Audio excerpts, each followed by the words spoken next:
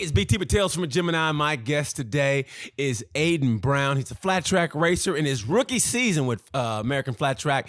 He races in the singles division, and I think you're going to love this. This kid has his head on straight. He's just a fun kid who's focused, very competitive, but you can just tell he just oozes fun and excitement. You're going to enjoy this one. Enjoy Aidan Brown. There we go. Yeah. I got a potential superstar here, man. This dude right here coming up. Superstar. He races flat track. You hear me, man? You hear me? This dude's good, man. He's a pro. Hey, it's BT with Tales from a Gemini. Man, I'm so excited for this guest right now because I you know me, I cyber stalk people. So I was on I was on Instagram. This kid has this sweet looking flat track bike, and I go, man, I hit him up, and then he hits me up because, hey, want to be on the podcast, and I go, bet, and I couldn't believe it. And now we are together talking. And this guy, you're going to be killing it, bro. I'm going to tell you right now, you're going to be killing it. I don't know where you are now, but you're going to be killing it in the game. It's his rookie season in American Flattrack. He races the singles, which you're going to educate me because I have no idea what singles are. But it's my man right now, Mr. Aidan Brown. How you doing, buddy? Pretty good. How are you? Man, great to be talking to you, man. I've been trying to cyber stalk you and see what you're all about. Bro, you're my kind of dude, man. I mean it from the bottom of my heart. I'm going to call you. Have you named your new bike anything? Have you named it anything at all? My 17 was actually, it's a 2017 Honda 450, but it was originally named Brenda. Brenda? Yep. Corey Texter named it. It was Corey Texter's old bike, and he named it Brenda. And then I'm like the third owner of it, so I just ran with it. I love Corey. I have nothing but respect for him, but no. We're going to name that bike Purple Rain. I mean, I'm old school, and that movie came before you were even here on Earth, but we'll call that bike Purple Rain. A lot of people say I look like Prince, so. Okay, don't get cocky, buddy. But, I mean, you are. No, I mean it from the bottom of. No, you know what you do? You just got this. Man, you see you, and you see your Instagram, and I go, you can't help but like you, man. I mean it from the bottom of my heart. You just have, and the way it should be, you're enjoying life, and you can tell it. It's like you're letting life come to you. And it's like you're enjoying all the fruits of it. You got a good-looking bike. You're a good-looking kid. All you need now is to produce the wins now. You know what I mean? Exactly. So from here on out, I want you to call the bike Purple Rain. That's the first thing we're going to do, okay? I got you. Okay. Okay. So, man, I the great thing about this is I always try to do a little research on my guests, whatever. But for you, it's just almost strictly through Instagram. So there's nothing I don't really know. So it's like, tell me how the journey started. Like, where, I think you're from Washington State originally, are you? No, I'm from Kentucky. Walton, Kentucky, right? Yeah. Okay. Hey, okay. So growing up, how was it growing up? Like, what were you into? And when did you get, like, the fever for motorcycles? So growing up, I actually lived about, let's call it 20 minutes down the road, closer to Cincinnati itself. I was right by the river. And growing up, I was never like a motorcycle racer. And I've always been like a ball sport player. So I was baseball, basketball, football, like through and through. That's all I did. Well, then I was in the 6th grade, and I ended up moving, I guess you could say, to my cousin's house. Yeah. Which was like probably the best move that I've ever made in my life for better education purposes. And then that followed out to be motorcycle racing as well. And my cousin Joel, who's been a follower to me and much more, he's great. He's great guy. I couldn't ask any more from him, but yeah, he stepped up and provided the bikes for me and made sure I wanted to do it. And here we are today. We're racing motorcycles. Well, now I don't get too deep of a dive, but like, did you get any trouble at home, or, with the home situation a little unstable? A little bit. We were moving a lot with my mom, and I was living with my grandpa a little bit, and, kind of just needed a different swing. And my sister moved out here, and I wanted to be with my sister. So I moved out with her, and better education and motorcycles is what it came out with. Dude, hey, my favorite saying ever is education is important, but motorcycles are more importanter. That's my favorite saying ever. And it's so true. Don't get me wrong, man. I want you to stay in school, whatever. But man, once to me, and I've always said this, once you get on a motorcycle, ride a motorcycle, I'm like, how can you not be addicted to it? So like when did that come about? Even though you were, like I said, doing all the other sports, when did all of a sudden it became, this is what I want? Well, what was the defining moment? It was just the adrenaline rush. It's the speed. I don't know.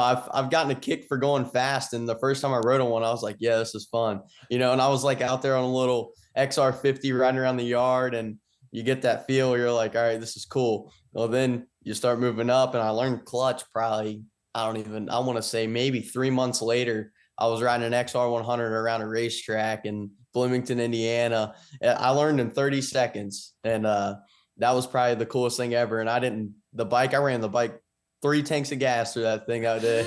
I was just riding around and I got hooked and it was on. Oh man, now how old are you, man? How old are you? I'm 18. Oh my God, you're just a baby. And now you're a pro? Yep. Dude, so you start riding what, at 12 or 13? 11, 12, somewhere in there, yeah. So which is late for a motorcycle racer, actually. You know what I mean? Yeah. I mean, most of these guys I interview, they start at 3, some 2, and so you have a lot more room to grow. Yeah. So like, when did it go from just having fun to going, hey, I think I want to race?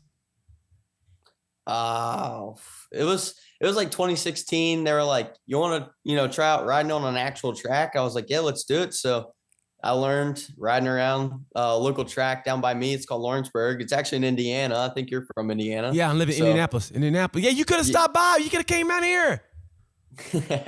Yeah, so our local track's Lawrenceburg, and I started out there and, just putting laps in on an XR100, and it was like, all right, let's, one of the races come up, and it's like, all right, let's race. So we went racing, and it's always been something I've enjoyed and it's fun, but now it's like, it's my second job. You wake up and it's race day and you're like, all right, it's time to get the job done today. Oh, I love that attitude. Okay. So like, when did, the exact moment happen where you decided like, I'm going to put everything into this instead of like being like a little project? Like, sometimes you do basketball, like you're okay, but it's not going to take you anywhere, but you do it just to do it.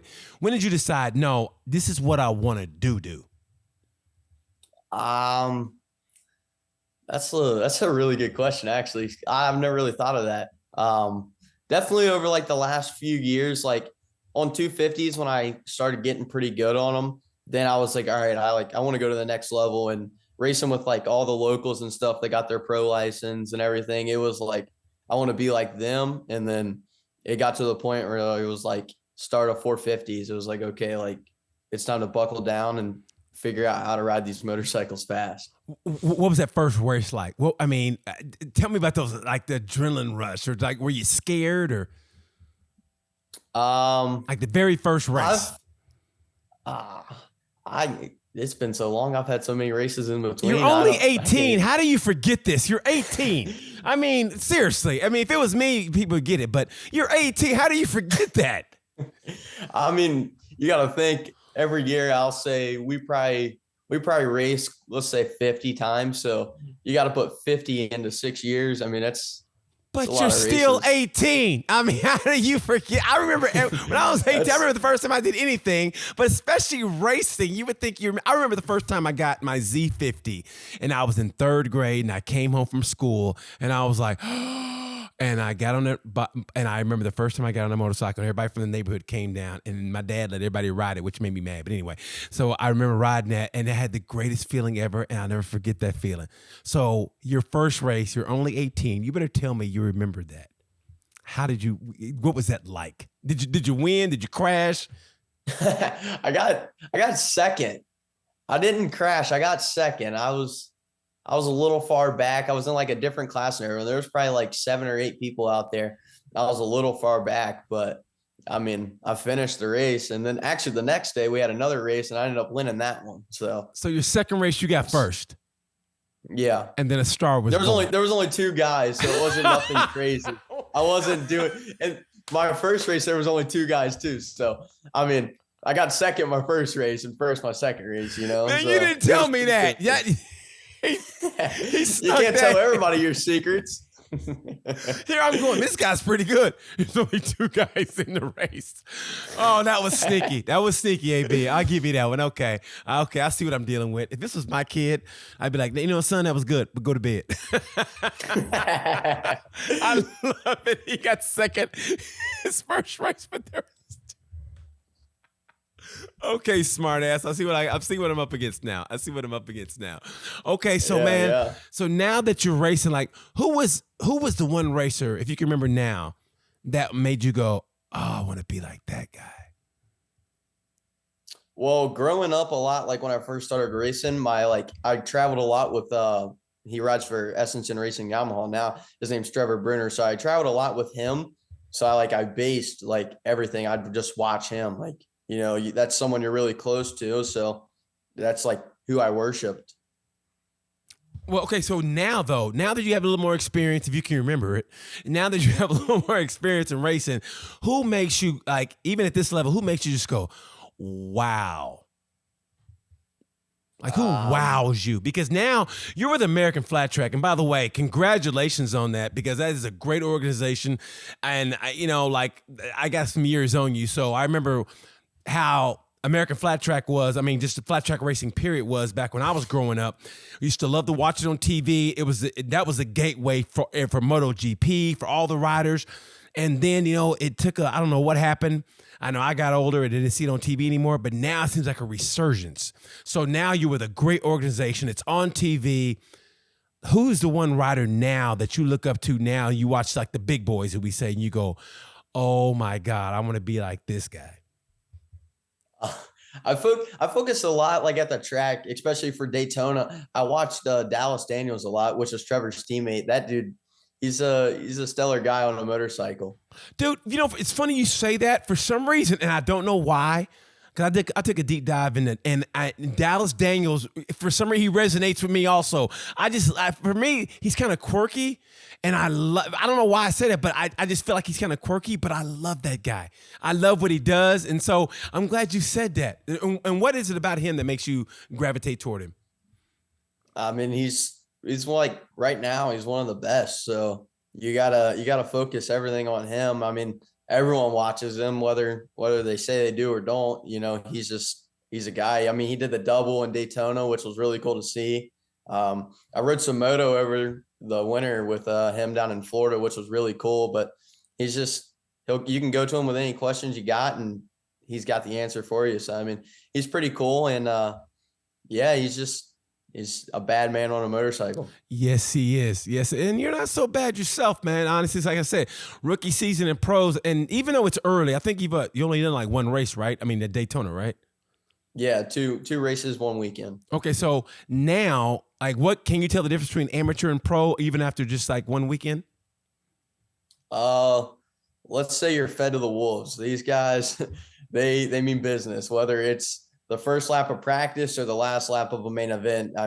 They're just on their game. So that's one thing that you always hear as an amateur is like, you're wanting to move to the pro ranks. These dudes mean business, but like, you don't know it until you're actually out there. And like my first laps, like in the semi, that's like when I really learned, like, it's time to be aggressive and use the throttle as your friend. And these guys, this is their job. This is what they're paid to do. So, it changes the whole game. The amateur racing, you have a lot of fast talent and aggressive riders, but like the pro level, it's not hit or miss. It's everyone. Mm-hmm. I noticed that about you. I was looking at your, I think from practice to the results, is like your times got better. And it's funny you say that, because it's almost like a light clicked off on you, like, holy shit, I got to get my game together. Because correct me if I'm wrong, I think after the first practice, I think you were like 41st or 38th, something like that, right?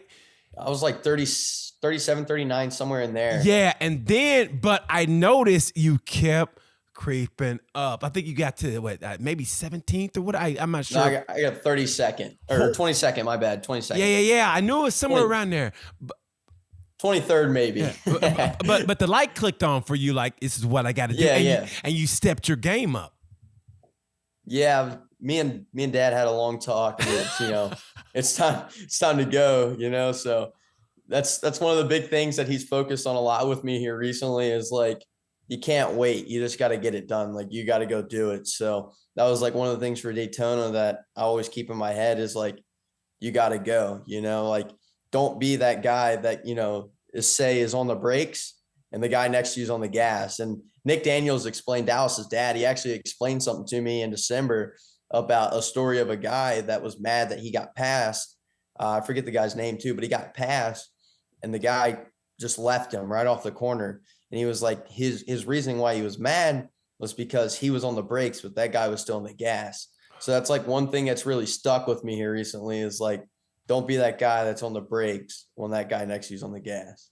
One of my favorite sayings, I think it was, I don't know who it is, but they say Steve McQueen said it. He goes, brakes, I never heard of her.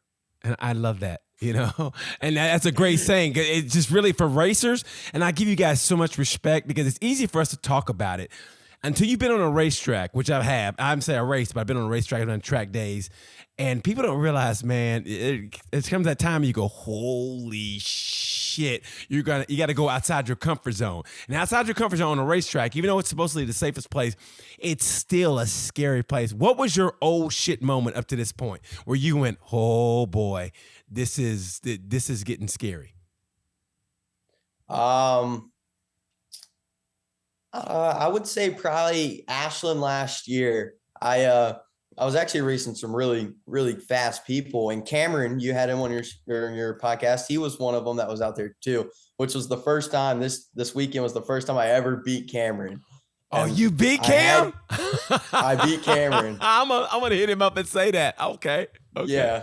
So I had a pretty good day starting off, like practicing everything. I was really fast and I just felt comfortable. Like I kept getting asked, like, what changes are you wanting to make? I was like, nothing, just let me ride. Like, I feel good. And I didn't know I had the speed that I did. And so, like, I won my first heat race, and then I got third in the second one. And I was like, I don't really know what happened there. I was like, don't change anything, just let me go. And I ended up getting the whole shot of my first main event, and I won it. And I won it, I think, by like half a straightaway maybe, which was like pretty good for me that day, especially like the night before I got beat. So that was pretty relaxing and calming for me. And then the next main event, I had Cameron in that one. I was like, I want to beat, like, I don't care where I finish. I want to beat Cameron so bad. And like, that's one of the first times we've actually raced each other like on a big track. Like usually we just ride each other at local short tracks and stuff. But like, this was like the one time we had horsepower together. Like it's time to stretch legs and see who can win it. And I got the whole shot, and I was told that I had almost a straightaway lead in like 2 laps. And all I remember is just like keep pushing. Like I was not letting Cameron by me. And in the center of 3 and 4, I think it was about like 2 to go maybe, I hit like a nasty hole and it threw me up over the front end. And I was certain I wasn't going to save it, but I ended up saving it. Actually, I was real close to the fence, but I saved it. And Cameron caught up a lot there. And then I almost wrecked again. And 1 and 2, I got super Western there too. And Cameron caught up, but I ended up beating him by maybe like 2-3 bike lengths. And that was probably like the coolest thing ever. And I remember too, obviously it wasn't too long ago, but I remember telling him that I was going to text him every day up until his next pro race that I beat him that weekend. And I did just that. I had it like set up in my phone where all I had to do was like tell Siri like a certain line and she would send it. I love it. That's the new generation. I'm gonna tell Siri this. I love that, man. I love that. Now, how did Cameron react to that? How did Cameron react to that?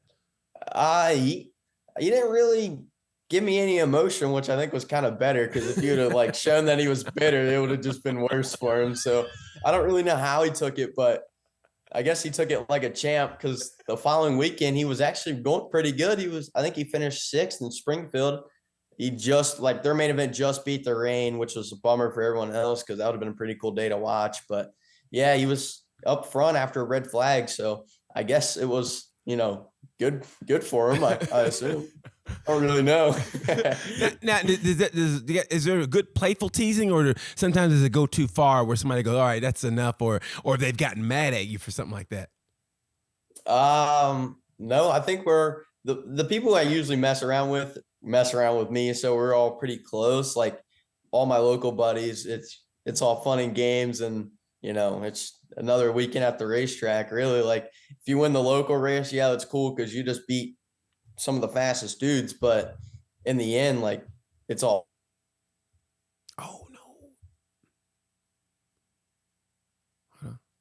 Okay. Oh, okay. You froze just for a second. Okay, you're back. Okay. Okay. I'm gonna ask you, man. Like, every racer talks about having the red mist. That's when, like, you get pissy. Like something happens and you just get pissy. Have you had that yet? Uh, I've had a lot of the times I get mad and just get fired up is when me and dad start arguing. But other than that, like I don't really, I feel like I don't ride better mad. I feel like I ride worse. So I just try to stay calm like all day. And it's just like, I need to win today.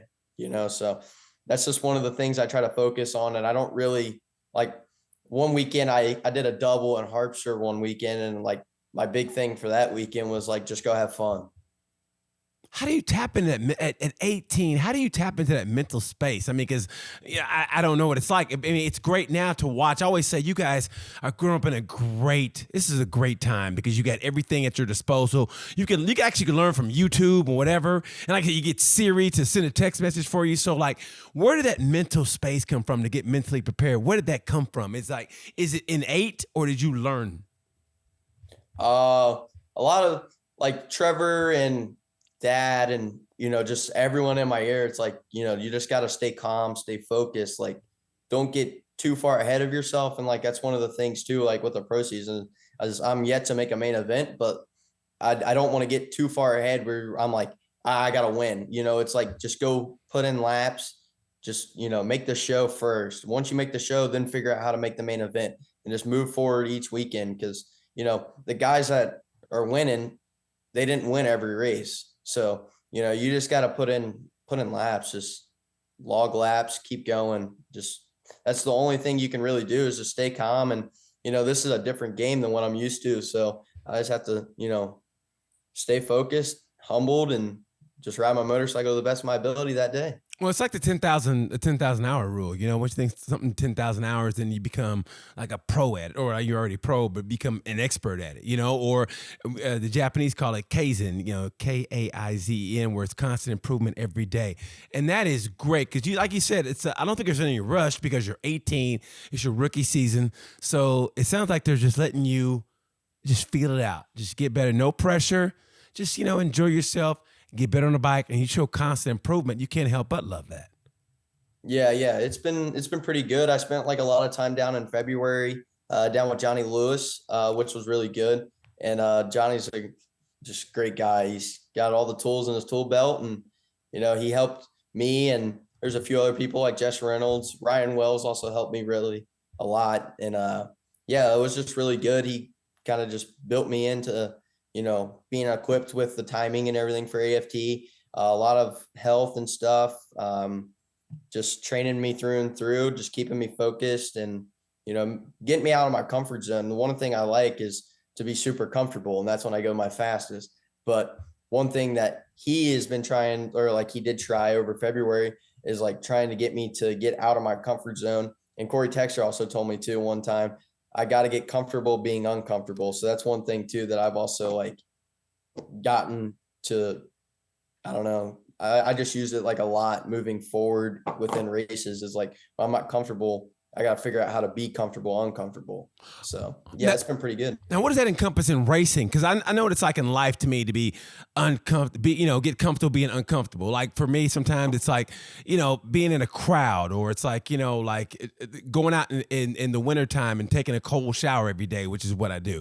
I like being uncomfortable. I go to Europe. I don't do the GPS. I try to find something organically. So how do you get uncomfortable in racing and doing what you do? A lot goes into like your training, and everything. Like you want to make your training super, like hard on yourself. That way, like you're prepared for the worst. And like with racing too, one thing that I see a lot is like when tracks are super rough, I go my fastest, and I don't know why it is, but when it just gets gnarly, I go faster. And one thing that I need to get comfortable with.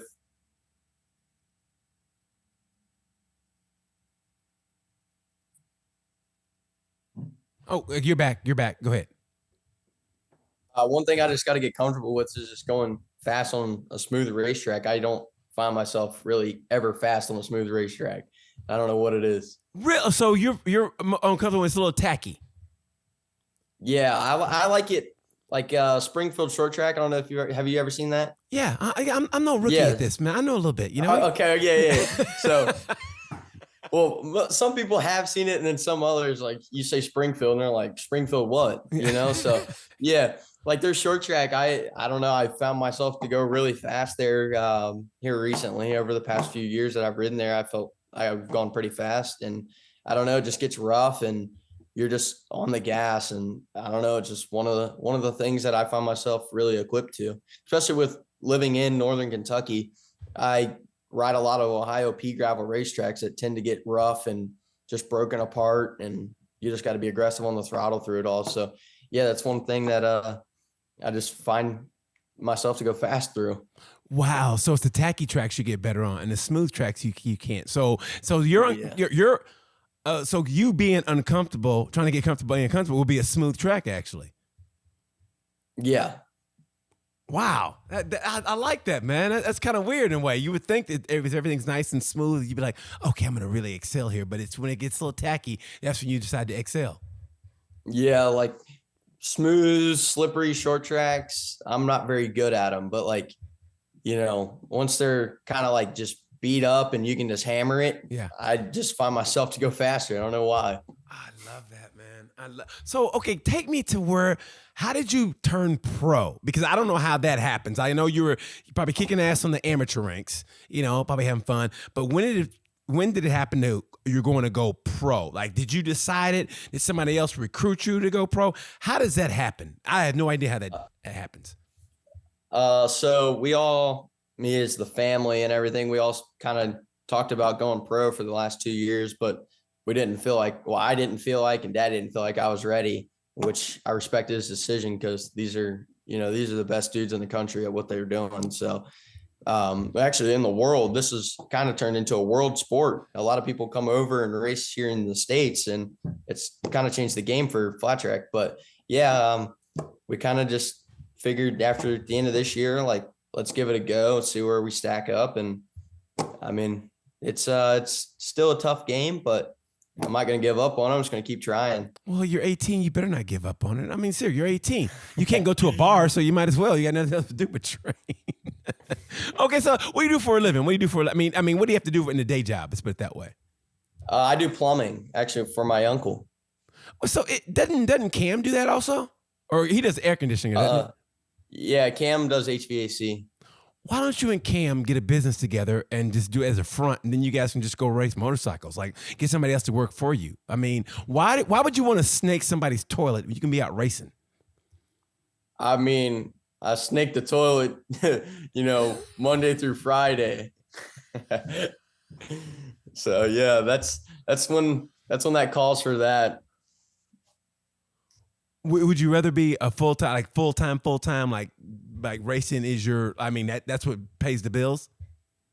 I would enjoy to do that, but as racing is, you got to have a backup plan afterwards. No one's going to race until they're 95 years old, and so there is some people that do it, but at the sport now, I don't foresee anyone racing until 95, especially with like most people retire around like 40s ish. So yeah, I think that's a good backup plan for me, and I've actually kind of enjoyed it. Surprisingly, I didn't really know where I'd be at with it, and I kind of enjoy it. It's fun. I have good people I work for, and they're actually my aunt and uncle, and I work with a good guy too. He showed me everything, so it's been pretty good. Well, here's a weird question, which I thought this was a stupid question until the person explained it. They asked him, like, do you enjoy the actual racing? Because there's a racer, and he goes, you know what? I don't really enjoy the racing. He goes, I'm competitive, and I like winning, but the actual racing they didn't enjoy, which I found out that really perplexed me for the longest. Like, they like the preparation, they like the practice and this and that, and they like beating people, but they didn't enjoy the actual racing. So do you enjoy the actual racing? Is it fun for you?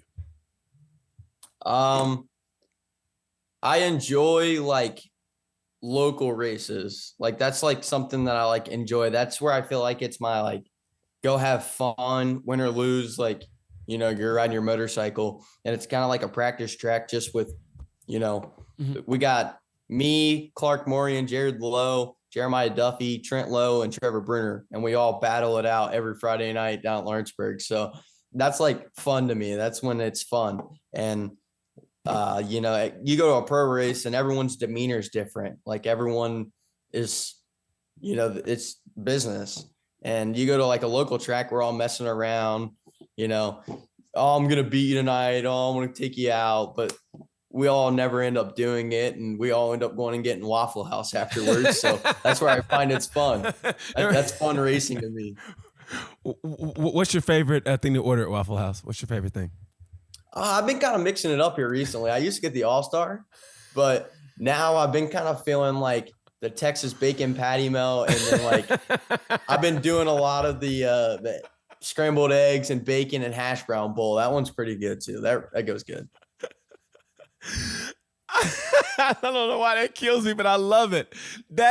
What you just said though, honestly, I think if any pro would listen to you right now, they would go, yeah, because you can tell, and even though it's your rookie year, but that's fun. It's like you said, you go out, you try to beat your friends, and when it's all over, hey, let's go to Waffle House and talk about it. I mean, and that's why I think that's beautiful, man. I think like going to Waffle House and that's your favorite thing to order. I love that, dude. So are you accepting the fact you're a pro and it's going to be a little different? I don't necessarily know if I'll like change my after Lawrenceburg rituals, because we're all the same way. Even with like Trent, he's been pro for a few years, and he's like the same guy at the local track. That's your family. That's the people that see you the most out of the racing community. That's your guys. Like, so I don't know if I really change, because that's my family. That's my home. So yeah. Now, what would you like for this to go? Like I said, you're on 18 and it's your rookie season.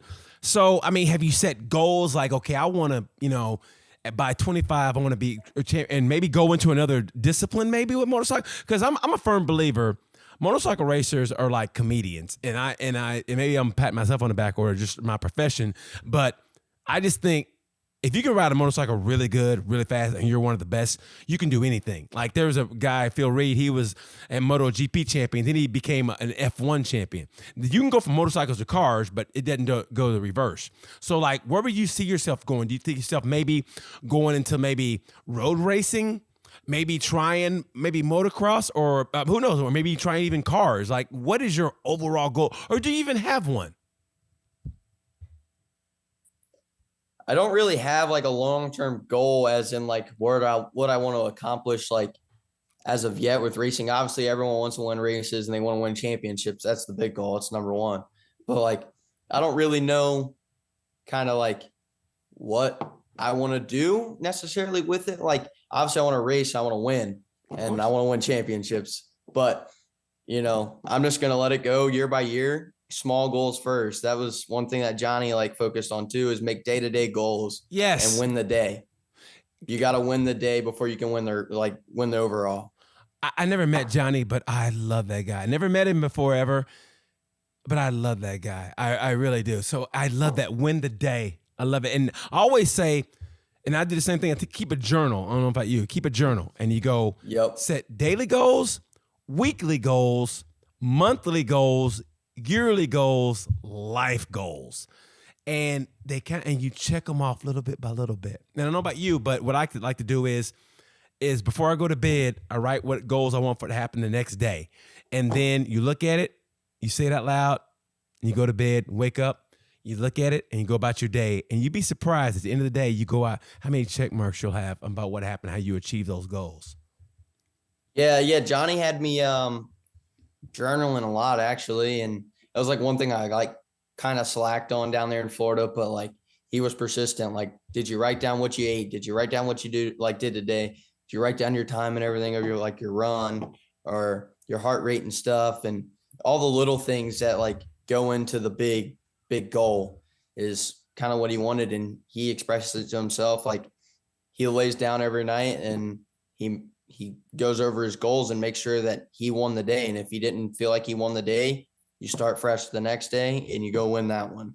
So it's exactly. I mean, there's a book I think you should get. I think it would help you. It's called Project 369, and it deals with like Nikolai Tesla, and everything revolves around the numbers 369, and it's great because it's similar to what we talked about. But like in the morning, it says write what you want. Say let's just say like you're gonna race that day. Or that weekend. So for that day, it's like, I want to have a lower time. I want to have a lower time of blah, blah, blah. And you write that 3 times in the morning. Write the same thing 6 times in the afternoon. And at night, you write it 9 times. And let me tell you something, man, that has helped me tremendously. And that book it's a dearth of knowledge, and it's all revolved around mathematics, which I am horrible at.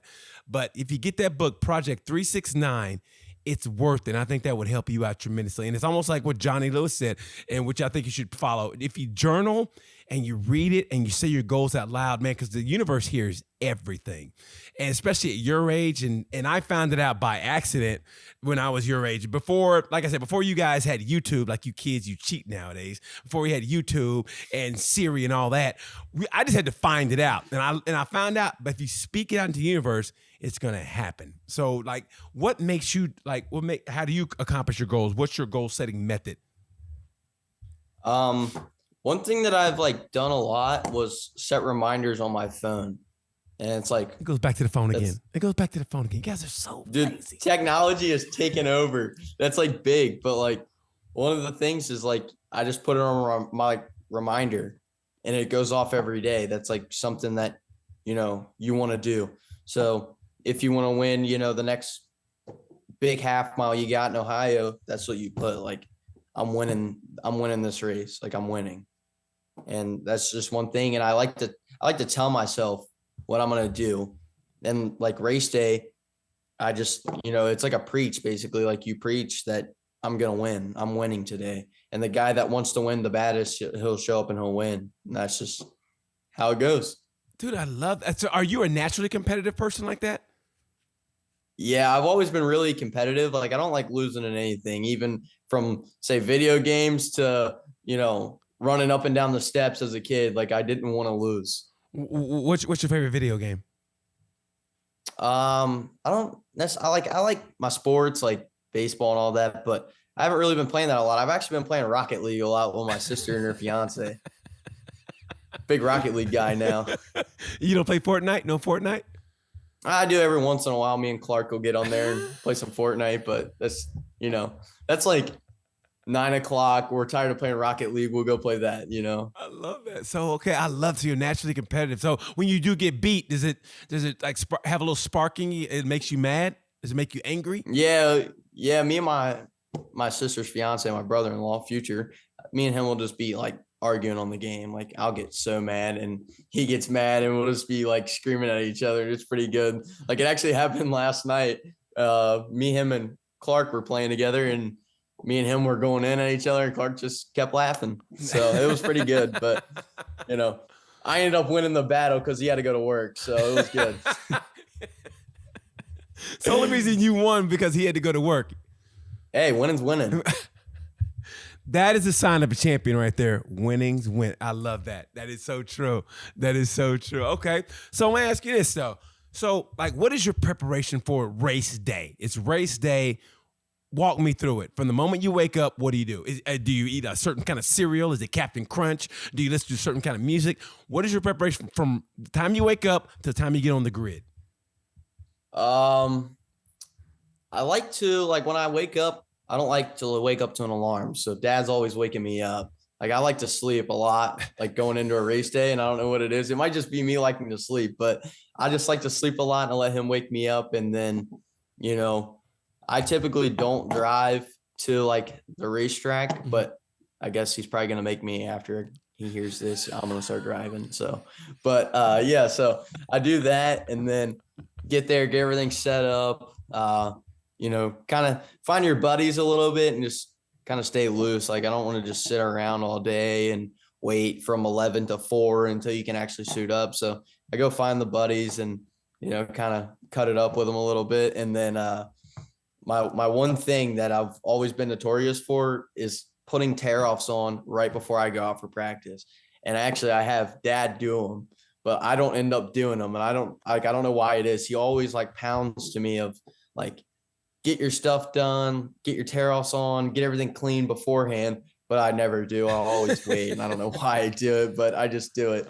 So yeah, I'll let him do the tear offs. And then it's like a mad scramble after that. He's putting the tear offs on. I'm trying to get dressed and I'm zipping the jacket, trying to put the helmet on. He's still putting the tear offs on and, get on the bike and line right up. I'm not a big eater on race day, but that's one thing that Johnny expressed too, is like, you have to eat. So I've been trying to find like small foods, like something like healthy to just like carry on. So like we'll eat usually like a pretty decent breakfast. I like to get eggs. And then after that, it's kind of just keep drinking water, stay hydrated, and then just like kind of snack to carry you on throughout the day. Cause obviously you don't want to get sick or anything and have a, stomach ache all day and feel like you're going to die. But, like to just move small foods. You don't look like a python on the bike. You got a big stomach and you're all skinny and you're like, oh, you feel lethargic. Like, I got 2 more laps. Exactly. Yeah, you don't want to be that way, man. Exactly. Now, is there any music you listen to pump you up? I'm a big I like to listen to rap music. So I'm like a big Lil Baby fan. So, well, it's actually Lil Baby for the people that are gonna like bash me on this, but yeah, No, I'm big on him. He's got good music, so it gets me pretty fired up. What's your favorite Lil Baby song? Oh, I don't know. Probably right now I'm gonna go with Lowdown. That one's been pretty good. I've listened to it a lot here recently. It's weird you say that because honestly, like before I came here, I was taking a shower and I played the one with him and Lil Wayne, Lonely, Lonely, Lonely, Lonely. Yeah. Yeah. And how I can't, the difference between the baby and Lil Baby. Do you ever get them mixed up? No, not really. I feel so old now. I used to like go to bed. I used to like the baby. I used to like the baby, but obviously like it's rappers. There's a lot of media and everything behind them. They do something and they're bashed for life. And like I don't know.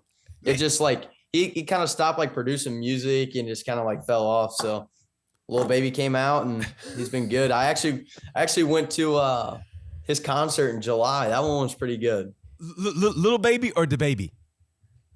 Lil Baby. Lil Baby. Okay. I don't want to get the babies mixed up. I don't want these 2 babies mixed up. Which baby? The other baby. Somebody should out with the other baby. The little baby, the baby, the other baby. I love it. Okay, so like listen to little rap music. Okay, so Lil Baby. Who else you like to listen to?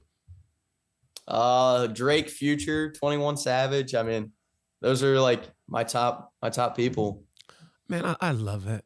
I always say young energy is the best, man. I mean, you just can't beat that. And that's why like having people like you on, I love that. Because there's that disconnect a little bit between us, but there's still that, I love hearing you say that. You know what I mean? I listen to music also, but obviously not the way you do. So I love that, man. And you know what? And something that is, I think has to be said, and not in a bad way, because I always say, man, this motorcycle community period is great because you have conversation with people you wouldn't normally have. I've traveled, I don't know how many states. And I remember being in Utah in the middle of nowhere and I had a conversation with a guy. I probably never would have talked to him. He probably would never talked to me, but because he liked my motorcycle, we talked about 30 minutes and it was a great conversation. We both respected each other. And I think it has to be said between you, Cameron, and whoever. When you see, especially when I saw Cameron in Tucson, it was like, wow, somebody that looked like me that in that environment.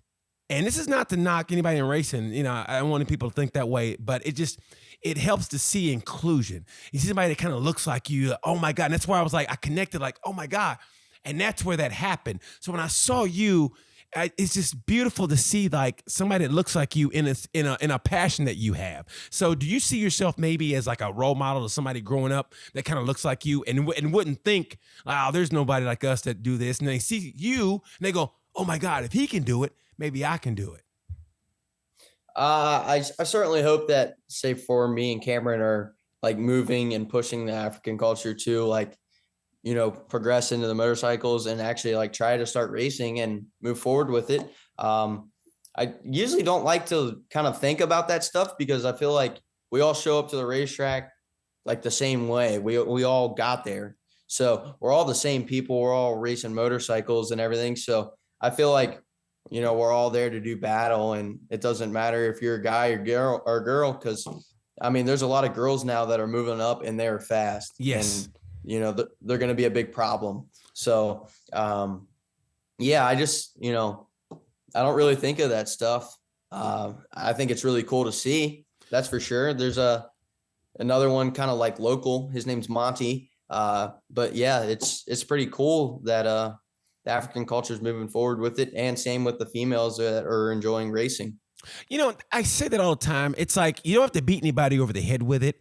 And you said it beautifully. Like, you really don't think about it. Like you said, you're with your friends or whatever. Even though you're professional, you're with your people, and you don't think about it. You're just racing. There's somebody I want to beat. I want to put his dick in the dirt.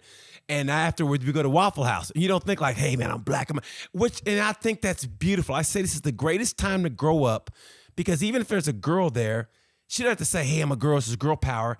Some other little girls will look up at her like, hey, if she can do it, I can do it. And to me, that's what it's about. It's not about beating somebody over the head with it. It's about going, if that person can do it, I can do it. And you may not know it, which I think is beautiful, but just little things like that make it that much better, that you could be a role model for that person. You know what I mean? Yeah. Yeah. So, I mean, it's definitely like a big motivational movement throughout, and with, mine and Cameron's Instagram's growing. Same with like, say Shayna Texter, she's done a lot for the sport. Yes. Especially with like the females and the fans, because I've never heard more people scream for someone in my life. And it's for her, a female racer, which is actually really cool. And, the Texter family in general, they're just great people. So it's pretty cool to see. And then like Jess Reynolds, and then Johnny Lewis and all of them with the Moto Anatomy Royal Enfield girls, the built train race. That's a really cool thing too, because it just brings a lot of, youth into the sport, and they actually like it and want to start racing. Youth, females, I mean, it's just everything. I mean, check off every box. And like I said, the motorcycle racing community is so great. I mean, just like I said, just period. If you ride a motorcycle, it's great. They're always helping for each other. I mean, if you go to I know it gets a bad rap, but a rally, which is basically it's like a family reunion for motorcycles, for enthusiasts. And then you get to the racing part, and everybody's always so helpful. If you look about the old film clips of like MotoGP, when it was like just motorcycle Grand Prix racing, there's guys they're professionals, and they're trying to get the best of each other. But at the same time, they were in the pits helping each other. Like, hey man, I need a clutch lever. We got you. And that's your competitor going, let me help you put it on. And he's trying to beat you, don't get me wrong, but they're so inclusive and helping out each other. And that's what it's all about, man. I think it's so beautiful what you guys do. I love it, man. Are you cherishing that, or do you take it for granted? Because I know at 18, No. I took a lot of things for granted. No, that's one of the things that I've actually like really been trying to like work on, is like, make sure you say thank you to somebody, because like with my motorcycle program, it wouldn't have moved forward without this guy, Bruce Dembski, which is actually really local to me. And I can't thank that guy and his family enough. They've done so much for my program, just in general, just with bikes and everything. Like, he bought a 250 for me to ride. And then like, now he's bought my 450s and everything. And like, he just loves to see us grow. And he's moved it not only from me to a few other racers, which is actually really cool to see. Man, that's great. Yeah, I love that you said that and get his name out there, because it means a lot. People who do that, they want to help people out like that. And it's just that little thank you and that gratefulness. And that's what I love about, I mean, a lot of people put down this young culture, whatever, saying this and that. I go, the one thing they do, which I love, is that they're just grateful. And they say that, you know what I mean? And I love that. Like, I mean, it's just, everybody's different when you grow up, from the 80s to the 90s. And I was a 70s kid, which I know you weren't even a thought in the 70s. But now I love this show, because they're all, like I said, they're about the gratefulness, like the thank yous, and just, it's a great time. And definitely you're taking advantage of this great time. What's the best advice somebody's giving you? The best advice. Okay, how about this? The best life advice. just don't take anything for granted and stay humbled. And well, like one of the things that I hear a lot too is like the local track is like, don't forget about like the people who got you to where you are. So that's like one of the things is like, you just, even if the guy handed me a sprocket and, like halfway through the day, like that went a long way because like he tried to make me better. And like, that's one of the things that I've really cherished. And if someone comes up to me and I was like, hey, do you have this sprocket? Like, if I'm not using it, here you go. Like, and I think it's cool too, because if I'm racing their kid or if I'm racing them, like if I just lended you a sprocket and you beat me, like hats off to you. Like you rode that, it was a phenomenal ride. So that's like one of the things that I've really focused on is like, don't forget about who helped you throughout the way. Lift them up, cherish them, because if it wasn't for them, you wouldn't be you. Oh, I love that. Okay, what's the worst advice? The worst advice you've ever gotten? Like, Jesus, why'd I even listen to that person? I don't know. I really try to like surround myself with like the best people that I can like, like learn from. And like, I'm grateful for like the time that I've actually spent with them. And, I just try to like enforce that good people are like in my life and in my circle. Always good energy. Keep good energy around you. Keep good vibes. There you go, man. Great vibes. It's all about great vibes. Now, how do you stay focused? Because when you're 18, when I was 18, mentally, I was all over the place. I mean, I wrestled, and that was supposed to be my focus. But, man, sometimes this would happen. Maybe because I'm a Gemini. That's why it's called Tales from a Gemini. But I was over here mentally and this and that. And how do you stay focused? Because, I mean, I don't know. I don't want to get in your personal life, but I saw the picture of the girl that you took a picture with. I mean, she was beautiful. And I remember, I forget what you said in the caption, but I was like, this guy. And she was beautiful. So, like, how do you keep your focus on straight racing? That's actually really hard because I try to like have like a personal life put into it. That was actually pictures from prom, I think. I was probably wearing like all black and pink. Yeah. Yeah, she was beautiful. I was like, this kid right here, old Prince over here. See? You said it for yourself. I'll call you Prince if you call the bike Purple Rain. How about that? Okay, deal. So, I try to have like an outside life outside of racing. That's one of the things that like I try to cherish is like your time with people, friends and family. And, even if it's, friends with motorcycles, like we're all motorcycle racers, but we have like a different lifestyle outside of the racetrack. So that's like one of the things that I try to do while trying to stay focused. And then like, obviously the long nights in the garage and everything with dad. And, whether it's driving an hour and a half just to get a part that is, yay big and weighs 2 pounds, that's just, it's part of it, and that's motorcycle racing. It's the sacrifices you make with the people you make them, Yes, definitely. The worst part of this, the worst part of maybe, let's say, racing, if there is a worst part. Probably just like the stuff that no one wants to see within racing is wrecks, obviously. And then what can be the worst outcome is deaths. And that's like one of the bad parts of racing. I wish that you could ride a motorcycle and never get hurt. That's like, I wish it was a video game where you could just, with motocross, hit a jump as hard or hit that right hander and turn 6 as hard as you can, or whatever it may be, and not get hurt. How do you compartmentalize that though? Like say have you lost friends in racing? I wouldn't necessarily say that I've lost anyone super close to me, but like you lose people, you lose people that you talk to. And like, that's like a really hard factor with like just everyone in racing, because the dudes that you line up with and practice or whatever it may be, that's your family. Like, yeah, I trust these dudes. My life depends on them just as much as theirs does on me. So it's like big for me to be like focused, like while I'm racing, and not just be like, just riding around, just trying to get to the front as fast as I can. Like, yeah, you're wanting to win, but like, you also want to see another day. Same with him. Yeah. Wow. Yeah, I always want to know that with racers. Like, does it stay in your mind or like, 'cause I think Cam had a really big one. I think it was last year. I think it was. I don't know. These COVID years kind of go by, but I think he had a big one, and I was like worried. I was wondering how you guys compartmentalize that and still get back on the bike. Or have you had that big crash that kind of made you go analyze life a little different, maybe? I have not. I've had like analyzing off other people's wrecks and stuff, but like I've never had that one. Knock on wood too. That we don't have one of those, but Yeah. yeah, I don't really like to picture like bad wrecks or anything within anything of racing. Like that's not one thing you like to see. And it's different if it's like well, it's not really different, but like if it's a guy messing around in the backyard on 110, he's trying to hit a jump and he wrecks, like he gets up and he's laughing. That's different. That's a different animal. But riding your motorcycle at a high rate of speed, like I don't like to think of the possible outcomes that are not positive. Have you ever gotten into a race with the wrong headspace? Where you weren't right mentally? Yeah, I have actually just like struggling all day, which it happened a few years ago within like June. It was at Greenville in Ohio, but like I just was off all day. Like I don't know what it was, but like it was like I shouldn't have been there.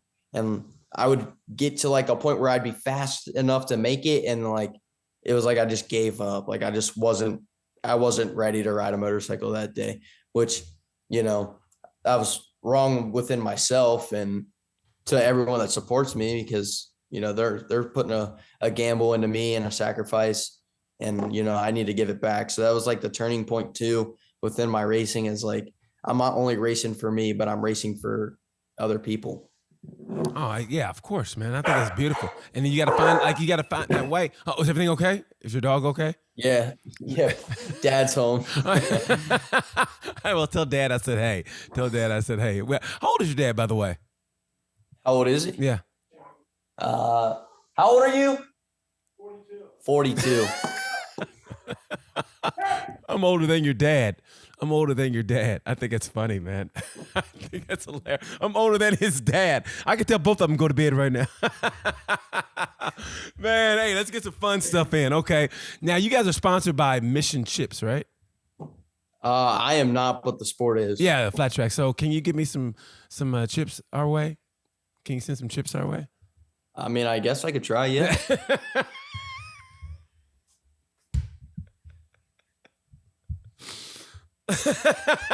Just I just want to see what he was gonna say. Okay, let's see.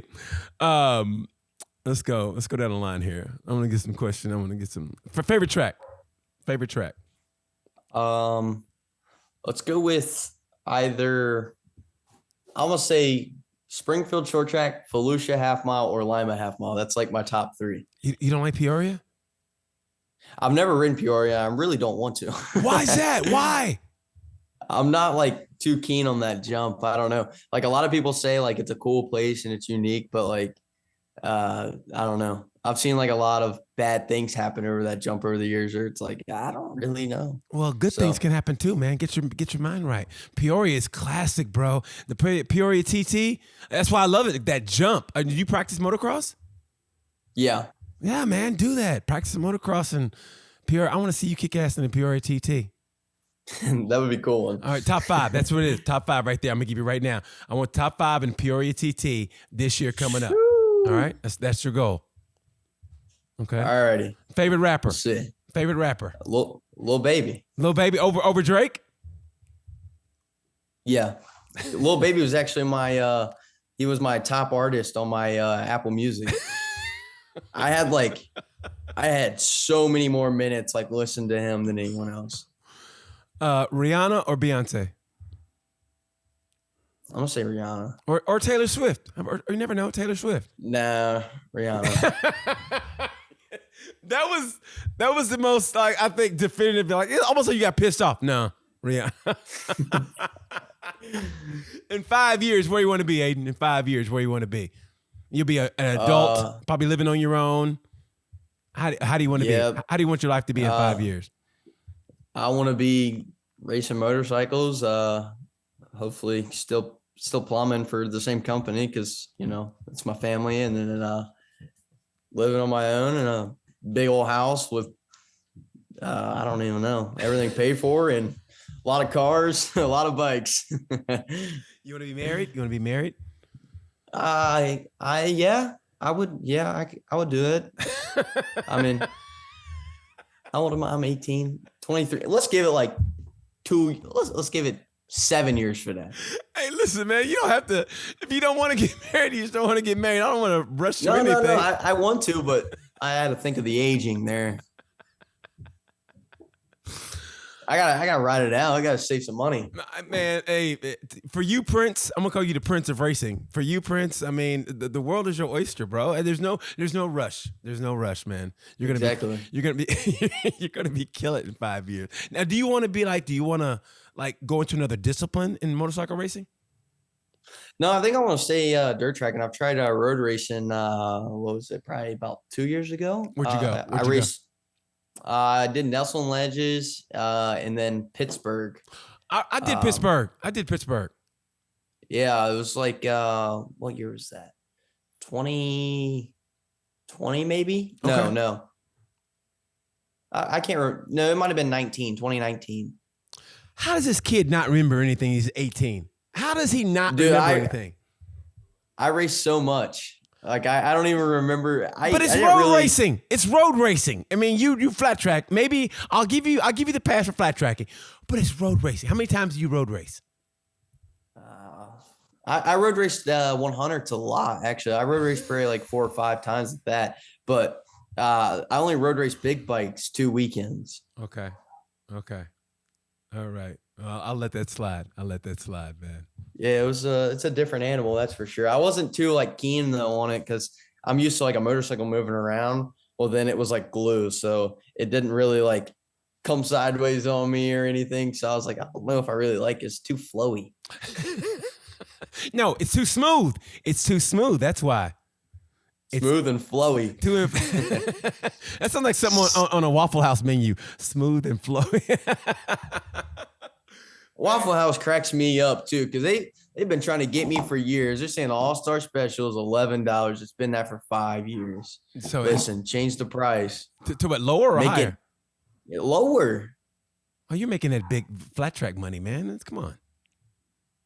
Huh? Well, you got that plumbing money. You got that plumbing money and that flat track money. Yeah. I spent a lot of my plumbing money on my flat track money. That's where my flat track money comes.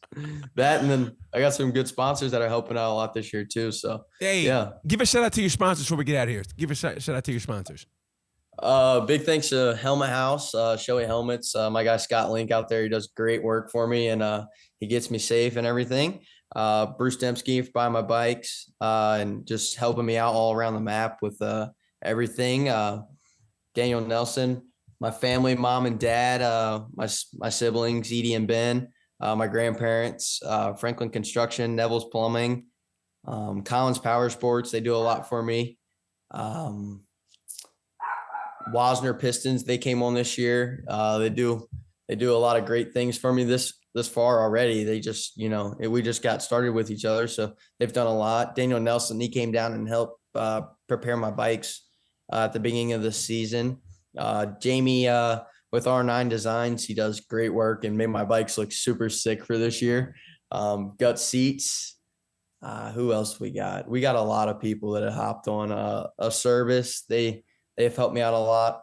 My other grandpa, Bobby, he's built me some pretty stout motors, and I can't thank him enough. Francis, he does a lot of motor work for me as well. Mike Parker, he came on this year. He's a real estate agent by me. Guy helped me out a lot too. Jim Stump, he's a guy out of Alabama. He helped me out this year. And Cameron Smith, obviously, he's done a lot for my program. Same with Trevor Bruner. It's just, there's a lot of people that go into this circus, and it's great to have people along board and just willing to help out any way they can, whether it's helping out with entry fees to sending me a good luck text that goes a long way and helps you get focused and prepared. So yeah, I can't thank anybody or everybody enough that has helped out over the years. Same with like Corey Texter. He helped me out when I was an amateur. It goes a long way. It's put me in a good position now. So yeah, I can't thank them enough. Man, the guy that did your bike, I think that's what made me go, wow. Because I was going through my Instagram, I go, look at this bike. So name the bike Purple Rain. That dude did a tremendous job on that bike. Man, I cannot wait till you start winning, bro, and you start killing it. And I mean it from the bottom of my heart. You're killing it now. I can't wait for the rest of the season to happen. I mean, you're like that budding star. Keep that competitive edge. And, man, before long, you'll be owning a Waffle House. I know you will. You know what I mean? I might have to do that. I might have to buy me a Waffle House. Get your own. Hey, you know what? That'd be so boss. If you had a big ass house and you had a Waffle House inside your house, how great would that be? That would be sweet. Yeah, it's like Trevor Lawrence. He won that playoff game and then went to Waffle House afterwards. Like that's a baller statement, dude. Baller. You get your own Waffle House. What? All the racers go there, get your own smothered and covered. And if there's a fight, who's going to know about it? Turn off all the phones? Bro, that's what it's going to happen. Get your own Waffle. Who has that? Nobody. That's how you're going to be different. I gotta be different. I gotta have like something else cool to go with it. Like something that's like you wouldn't think of. And yeah, Waffle House would be pretty cool too, to have in your, like put it in my basement or something and just like hire the people to like run it. And then like, I'll just call them like, hey, like be home in 2, like get there. And then like, I pay them like Waffle House's prices and then like $100 to cook it. That would be sick. I might just have to put like a hibachi, like grill in my basement and just let them go to it. See, that's why you need me, bro. Look at that. You didn't think about that. And then I mentioned it. And now you already got it. You already got it now. It's in your head. Look at that. That's why you need me, Aidan Brown. That's why you need me, bro. I mean, his own Waffle House. That is straight baller. And you know what? Since you're in the area, why not throw in a White Castle too? I might keep the White Castles out. We got to go with Skyline. Skyline's my place. That's the hit. That's where he draws the hard line. Have you ever had a Skyline? Yes, I have. Because my first girlfriend I fell in love with was from Cincinnati. Yep, Skyline's the place. That's like another one of the places that we go to. Like Corey put his race on. After the practice day, we all got in the car. We're going to Skyline. There's probably 10 cars rolling into Skyline. It's just it's a big family culture. Well, when you start balling out of control, I want you to get that Waffle House in your basement, bro. I mean that. Sick. You're going to have Aidan Brown, rookie season American Flattrack. Folks, look him up. He's in the singles, and this guy is going to kill it in life. He's already killing. He's 18. He can't remember shit, but he's 18, and he's already killing it in life. Aidan, thank you so much, brother. I really appreciate you, man. Thank you very much, too. I mean, thanks for reaching out, and it meant so much to me that you reached out to me, and I'm like, yeah, we can get it done, and we got it done. So, man, keep being you. You're just a beautiful person. As a person, you got a good heart. Keep that competitive edge to you. I want to see you win, man, because you're already winning at life, and I appreciate you. Thank you very much. Thank you guys for watching Tales from a Gemini. Look up Aidan Brown. His Instagram is what? Instagram is what? Is it 12 Aidan Brown? Yeah, 12 Aidan Brown. 12 Aidan Brown. Look him on Instagram. Trust me, you will love it. Thank you so much for watching. Thank you so much, Aidan Brown. And you know how we say about this time. You know the word. Peace.